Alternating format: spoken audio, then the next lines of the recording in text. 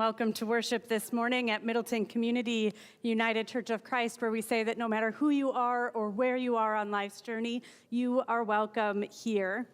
I'm the Reverend Zayna Thomley. My pronouns are she, hers, and I am so glad that you have chosen to worship with us this morning, whether you are here in person or joining us online.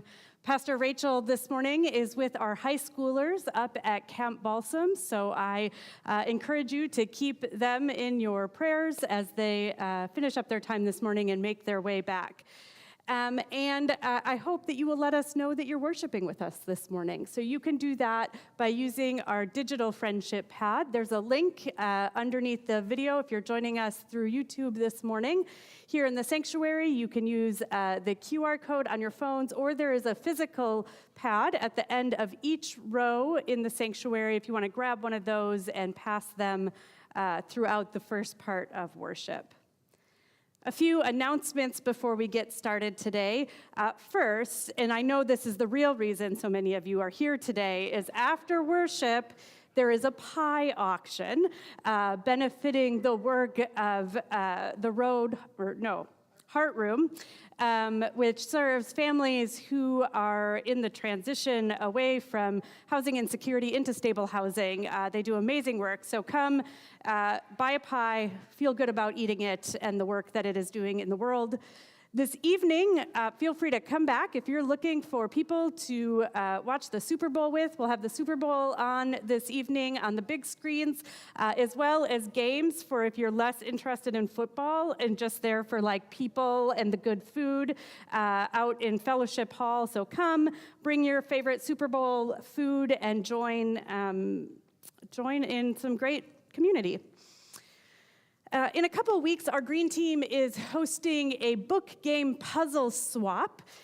So this is an opportunity to clean out your cabinets at home that are full of books that you aren't going to read again, or puzzles that you've already done a few times, or games that your family doesn't play anymore, and you want to refresh those with something new. Bring them in. That'll be on February 23rd, so 2 weeks from now after worship. If you bring stuff in beforehand, there are a couple of boxes out behind where the name tags are that you can leave stuff there so it can be organized. So bring those things for any age group, and then plan to come and take some new stuff home without having to buy new and waste the money or the resources. Finally, you will have gotten an email this morning with the information for our Lenten Connection groups. We have 11 connection groups happening this Lent, which is really amazing, led mostly by lay people, by leaders among you here throughout the Lent season. These groups will meet pretty much weekly in March and April. Each one will take a different way at looking at the resources and the theme of the week or of the season, which is everything in between. We will be diving deep into the polarities that our society lifts up that says you have to pick one or the other, and finding where God shows up in the in-between. So there are lots of options for connection groups this season. There are groups for parents of teens and tweens. There's another one for parents of younger group that includes childcare and dinner. Just putting that out there. It is a chance to be together. There are groups for people who want to meet during the weekday. There are groups for people who want to talk seriously about the way that our faith influences our politics and how it calls on us to act in the world and in the political, on the political stage. There are groups talking about climate and how we care for our climate in this world and how God is calling us to that place. So lots of options, and I hope that you will take a look. There are catalogs in Fellowship Hall on each of the tables, and also in your emails and on our website, so you can see all of the different options and go ahead and sign up by February 23rd.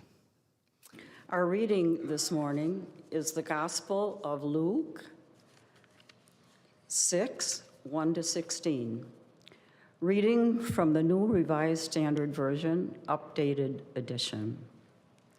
One Sabbath, while Jesus was going through some grain fields, his disciples plucked some heads of grain, rubbed them in their hands and ate them. But some of the Pharisees said, "Why are you doing what is not lawful on the Sabbath?" And Jesus answered, "Have you not read what David did when he and his companions were hungry? How he entered the house of God and took and ate the bread of the presence, which it is not lawful for any but the priests to eat, and gave some to his companions?" And then he said to them, "The Son of Man is Lord of the Sabbath." On another Sabbath, he entered the synagogue and taught, and there was a man there whose right hand was withered. The scribes and the Pharisees were watching him to see whether he would cure on the Sabbath, so that they might find grounds to bring an accusation against him. But he knew what they were thinking, and he said to the man who had the withered hand, "Come and stand there in the middle." He got up and stood there. And then Jesus said to them, "I ask you, is it lawful to do good or to do harm on the Sabbath? To save life or to destroy it?" After looking around at all of them, he said to him, "Stretch out your hand." He did so, and his hand was restored. But they were filled with fury and began discussing with one another what they might do to Jesus. Now during those days, he went out to the mountain to pray, and he spent the night in prayer to God. And when day came, he called his disciples and chose 12 of them, whom he also named apostles: Simon, whom he named Peter, and his brother Andrew, and James, and John, and Philip, and Bartholomew, and Matthew, and Thomas, and James, son of Alphaeus, and Simon, who was called a zealot, and Judas, son of James, and Judas Iscariot, who became a traitor. Let us continue to listen to the still speaking God, even and especially in these troubled days.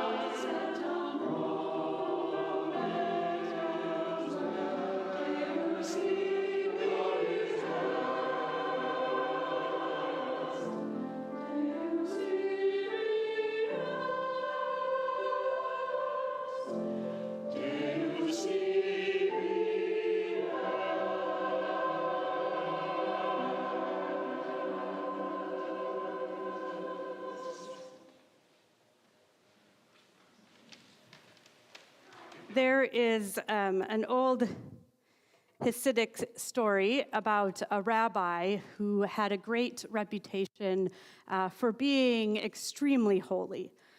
The rabbi had a habit of disappearing every Sabbath after services with his community. That afternoon, he would disappear and was thought to ascend the nearby holy mountain, like Moses, to commune with God.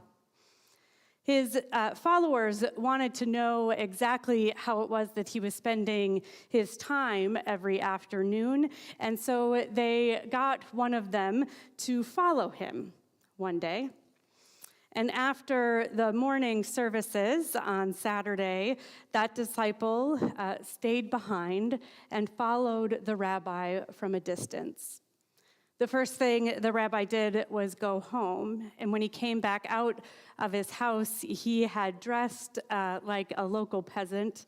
He had taken off anything that identified him as a holy person. He had covered his distinctive hair with a hood drawn down, and then he began to walk. So the follower did as followers do and followed the rabbi from the small village where they lived into the city. And he watched from afar as first the rabbi stopped at the home of an old woman who he helped with her chores. As he left her home, you could hear the rabbi say, "God bless you. I will see you again next week." The rabbi moved on and stopped a few doors down where he helped a man who was blind read through his mail and his correspondence. And then as he left, he said, "God bless you. I'll see you again next week." And then he went to a market and he bought food and he took it to a family a little further down the road where he helped cook a meal and sat with them and ate. And then as he left, he once again said, "God bless you. I'll see you again next week." When the rabbi's follower went back to the other disciples, they asked, "Tell us, what did you see? Where did our master go on Sabbath? Did he ascend to the mountain of God?" And that follower looked at his friends and smiled and said, "No, he went much higher, much higher." The Jewish practice of keeping Sabbath is one that has connected the people of God for generations, for literally thousands of years. We see it instituted in the Torah, in those earliest books of our own Bible. Often it's said that there are 39 laws about keeping the Sabbath, 39 rules that help to dictate what it means to recognize this holy day.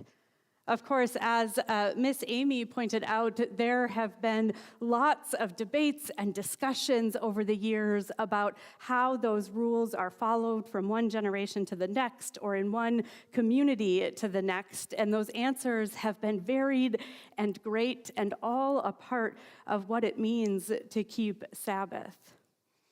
There's not a single way to do it. For example, one of those 39 laws is that one should not kindle a fire on the Sabbath. Now, that's easy enough, right? I have no need to kindle a fire today. I can pass that up. But does that literally mean fire? Or can I still use my electric stove to cook dinner? And if we decide that the rule is really about not cooking and not doing the labor of cooking that would require a fire, it probably means that I shouldn't use my stove. But if I can't use my stove to cook food, can I use my electric kettle at least to make tea? Now, throughout history, these rules have been debated and followed in very different ways. While some Orthodox Jewish communities might go so far as to hire non-Jewish neighbors to come turn on and off their lights, others don't go to such extremes. But across it all, through it all, the heart of all Sabbath practices come down to a commitment of keeping time. a commitment to this first really institution that God puts into the world, right? We get the practice of Sabbath originally from that story of creation told by the earliest of God's people, that after the sixth day of work, God rested from that work.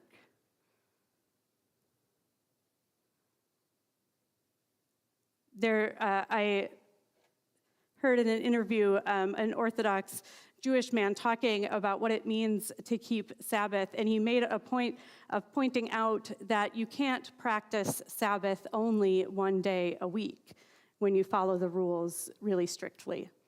And by that he means if I decide that I am going to stay and abstain from all labor on Saturday, if I'm not going to turn on my oven or my tea kettle, then I have to plan the rest of my week around that one day, right? It means that I have to prepare food earlier on Friday so that it's ready at sundown and I don't have to do any more.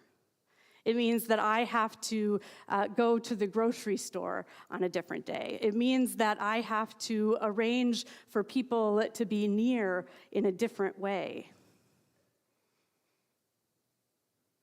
There's also a well-known Jewish thinker and writer who once said that more than the Jewish people kept the Sabbath has kept the Jewish people, saying that what unites the people is this faithfulness to Sabbath throughout time, this recognition that there is a holy rhythm to life that influences every day of the week. Now, this practice would have been common in the day of Jesus. It would have been familiar to Jesus, though I can't tell you exactly how his community would have practiced it or to what sense of strictness that Jesus practiced the Sabbath. But I can tell you that it was a unifying and important part of their community. And I can tell you that when Luke wrote this story, we mentioned the last couple weeks that Luke is writing to a community, telling the story of Jesus to a community who's trying to figure out what it means to be Christian, and if that is somehow different from Judaism. So as we hear this story, I think it's important to remember that's one of the things that Luke is trying to figure out, that the community of Luke is trying to figure out. What does it mean to practice the Sabbath as a follower of Jesus? So the story that we hear today is asking important questions, and they weren't necessarily new questions. We have Jesus and his disciples walking along on a Sabbath day, and the disciples, this doesn't sound like a really great meal, by the way. The disciples are picking grain and kind of cracking it open in their hands and eating it. And when those who are responsible stop them and ask why it's being permitted, Jesus talks about ways that other leaders throughout their faith history have broken the Sabbath rules, have interpreted them differently. And then again on another Sabbath in the temple when Jesus heals the man with a withered hand. Both of these stories are lifted up as Jesus saying and pointing to something that is more important.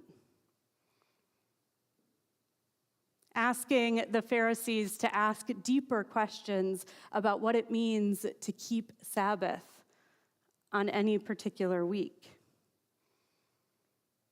Now, for a lot of years, this story has been lifted up and read in a way that leads to thinking of the Pharisees and Judaism in general as this really law-focused practice, right? It's often at the heart of anti-Semitism in the world. This idea that Jesus was there to tell the Jewish people how to live and act better. When in reality, I think Jesus and the Pharisees are concerned about the same thing, about what does it mean to order our life in the way of God. What does it mean to follow the rhythm of God in this world? And I think it's an important question for us to still be asking today. And to be wondering if we are maybe more like the Pharisees in Luke's gospel than we want to admit. Perhaps the other side of the same coin. It would be easy to argue, for example, that in our understanding of being set free from the rules and the laws of Sabbath, that we have gone to the opposite extreme. That there are no restrictions on how we keep our time and what we preserve for rest and for God. And I want to say that I'm just as guilty of this as anyone else. I mean, I signed Asa up for Sunday afternoon soccer a couple weeks ago. But we know that the way that we have ordered our society and the way that we live now, that there is no shortage of things to keep us from rest on Sundays when Christians have declared Sabbath. The stores are open. We can get our grocery shopping done. We can catch up on chores and projects. We can come to worship, and many of us do.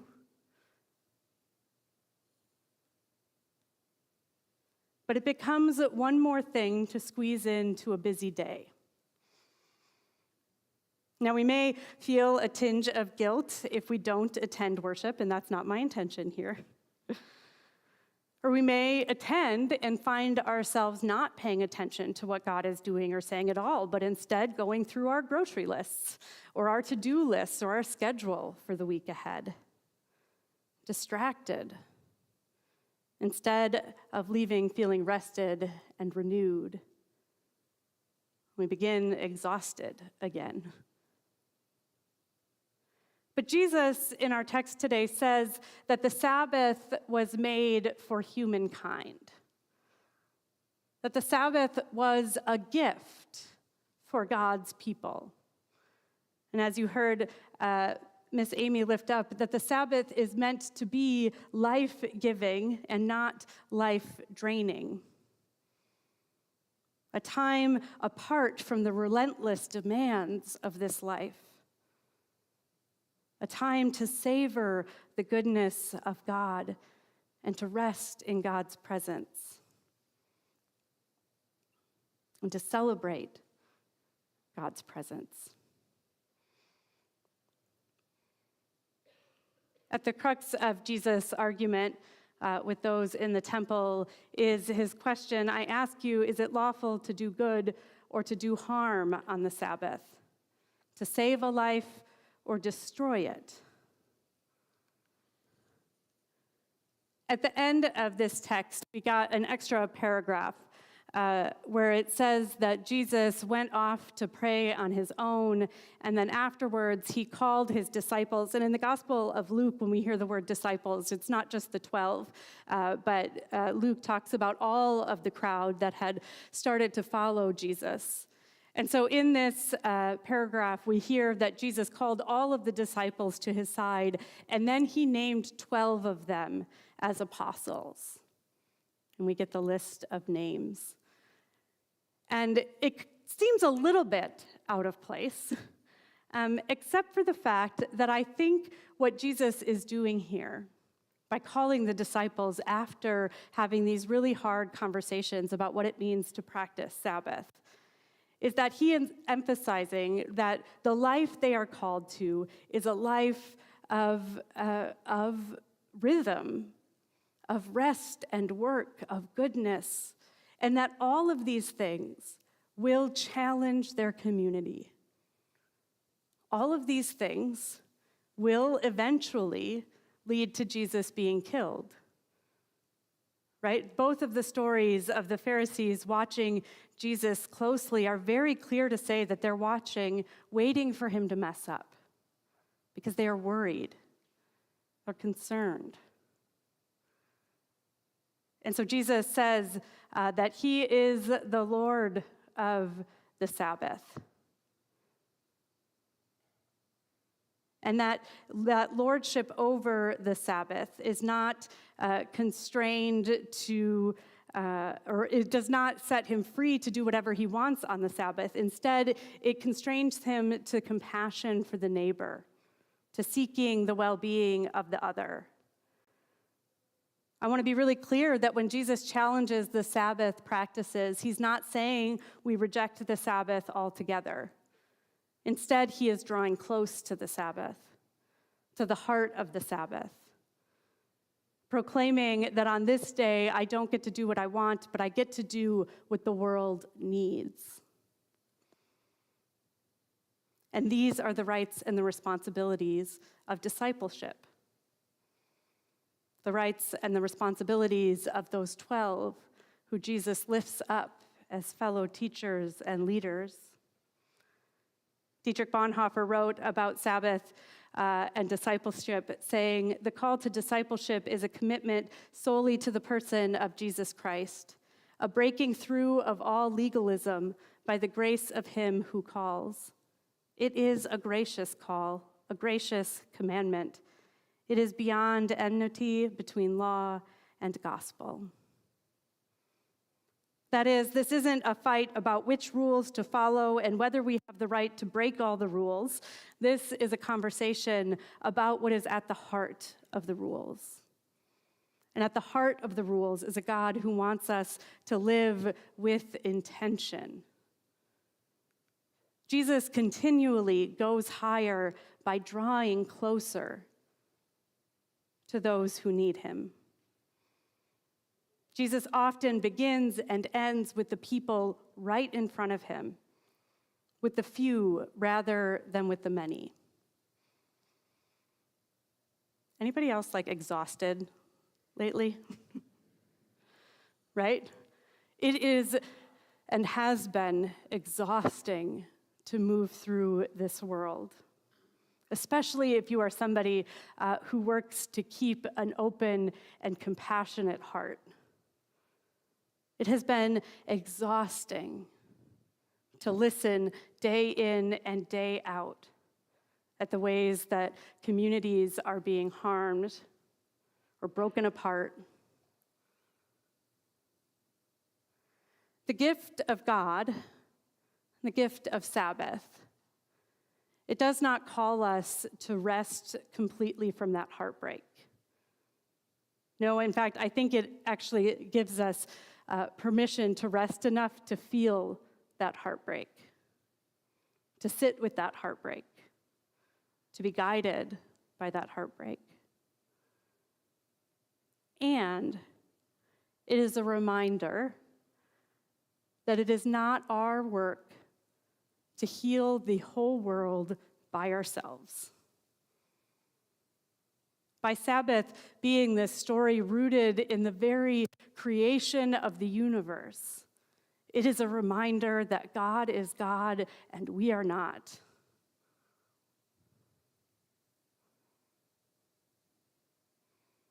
The practice of Sabbath in giving us a chance to breathe and to feel and to be close to those who we love and who love us.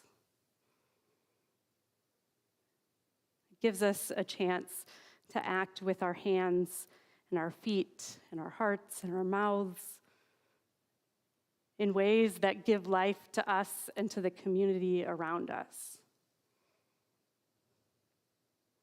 And the good news is that because we are not God,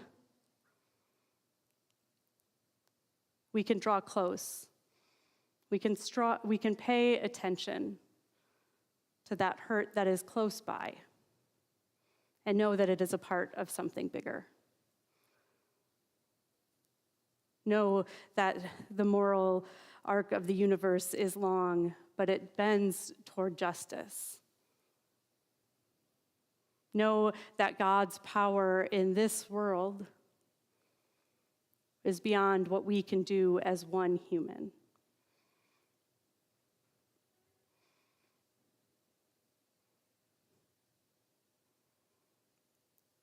God does care about the grander scale.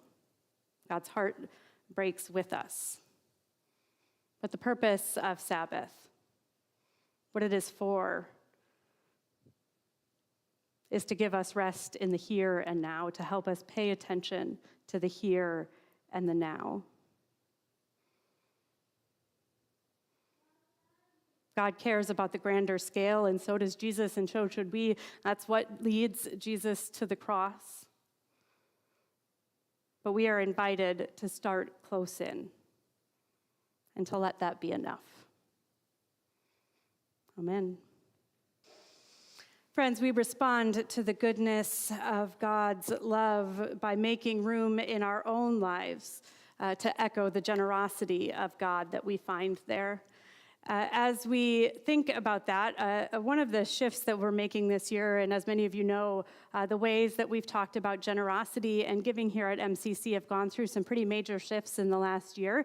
The Board of Mission and Stewardship has now dedicated a special offering for every month of the year. So often in the past, we've had special offerings 5 or 6 times a year, but we want to invite us to be thinking about where our money goes and how we're spending it and the ministry that's happening here on a regular basis. So one of the things that you will notice is when you go to the giving page at middletonucc.org/give, you will find that each month there is a new tile on our giving page for you to give to, dedicated to a different ministry. Some that are carried out here within our walls, and others that are carried out into the world. And so during the month of February, our special offering will go to the music ministry right here at MCC. We got a chance to hear that beautiful choir earlier, but as you know, we also often have really talented musicians who are coming to play for us. If anybody was here for the late service on Christmas Eve, we had 4 string players and a clarinetist accompany us in a really beautiful way. The Music Ministry Fund also allows our wonderful music staff to buy all kinds of copyright information and new music. Our staff is really dedicated to finding new music that meets us where we are, that uses language that we know, and that lifts up a progressive theology, which is not always easy to find. This fund helps them to be able to do that and to bring that music here, especially in the world of live streaming that we find ourselves in now. Copyright stuff can be really complicated, and it has us buying a lot of extra copyrights so that we can be sure that artists are being paid just fees for what we use and what gifts us here in worship. So I'd invite you to give generously if you feel so moved to the music ministry. You can do that just by marking an offering toward the music ministry or by going to our website, middletonucc.org/give. There you can also give to the general operations of our church. If you brought a physical offering with us today, as you leave the sanctuary, if you go out the first set of doors, turn around, there's a couple of wooden boxes on the wall where you can leave those offerings. I know it's a little different to have a special offering that stays here at MCC, but one of the things that we came to realize as we were learning and studying and digging deeply into what it means to give to church and to give to mission is that a big part of our mission here at MCC is building community. And so we want the opportunity to really support the parts of our community that do that in really beautiful ways.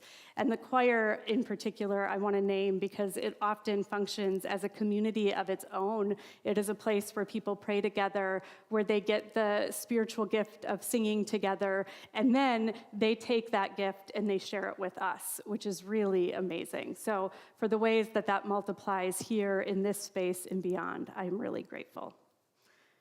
I invite you to stand as you are able in body or spirit and join in our closing song, Always We Begin Again.